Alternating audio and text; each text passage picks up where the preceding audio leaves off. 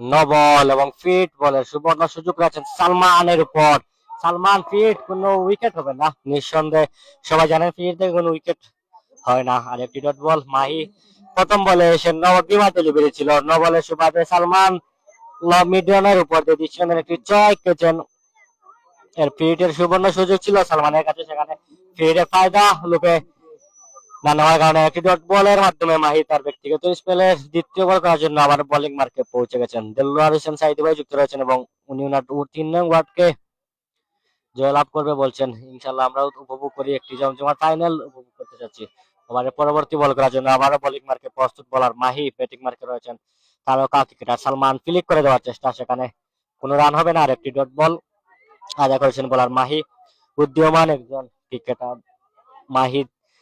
3 নং ওয়ার্ডের হয়ে খেলে যাচ্ছেন মাহি এবং ব্যাটিং মার্কে রয়েছেন প্রতিপক্ষ দলের তারকা ক্রিকেটার যারা এই টুর্নামেন্ট জুড়ে টপ রান সংগ্রাহকের তালিকায় রয়েছেন, সেই সালমান এবং জিল্লু ব্যাটিং মার্কে রয়েছেন। ওভারের তৃতীয় বল প্রস্তুত, সালমান ইয়র্কার ডেলিভারি ছিল, সেখানে ফিল্ডার থাকার কারণে কোনো রান হবে না। অ্যানাদার ডট বল, পরপর 3টি বল থেকে 3টি ডট বল করেছেন মাহি।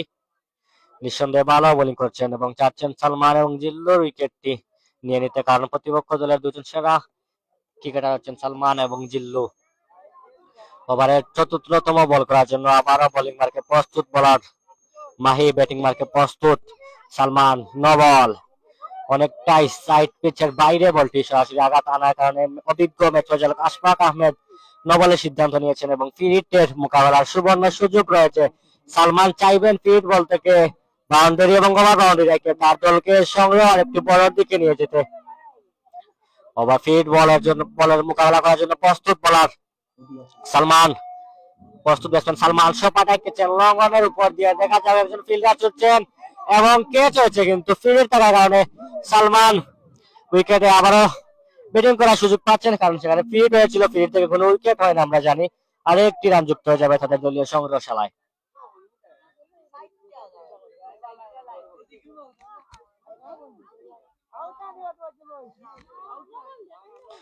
নবল এবং ফিট হওয়ার কারণে সালমান জীবন ফিরে পেয়েছেন, কুইক একটি রান, এবং যা সালমান কিছুটা উল্লাস করছেন, কারণ নিঃসন্দেহে ফিট না হলে তিনি ইতিমধ্যে ফিরে যেত।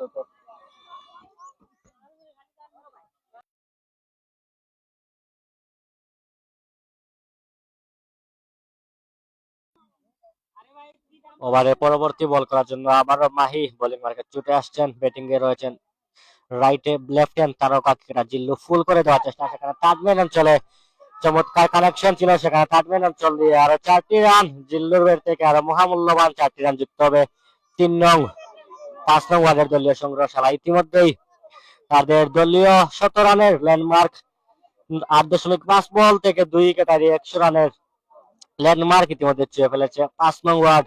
জিল্লু এবং সালমানের চমৎকার পার্টনারশিপে শুরুতে উইকেট পড়ার পরও সেখান থেকে কামব্যাক করে ইতিমধ্যেই চমৎকার ব্যাটিং করছেন জিল্লু এবং সালমান। 39 বল থেকে 74 রানের দৃষ্টিনন্দন পার্টনারশিপ আপনারা উপভোগ করছেন। মাহি ওভারে শেষ বল করার জন্য বোলিং মার্কে প্রস্তুত, সাইড স্ক্রিন প্রান্ত থেকে মাহি ছুটে আসছেন, ব্যাটিং মার্কে রয়েছেন জিল্লু। ওভারে শেষ বল, সেখানে আবারও থার্ড অঞ্চলে সরাসরি একটি চয়ের মার আমরা লক্ষ্য করলাম জিল্লুর কাছ থেকে। ওভারের শেষের 2টি বল থেকে জিল্লু বাউন্ডারি এবং ওভার বাউন্ডারি রেখেছেন, আর একটি সফল ওভারের সমাপ্তি 106 রান 9 ওভার শেষে 2 উইকেট হারিয়ে।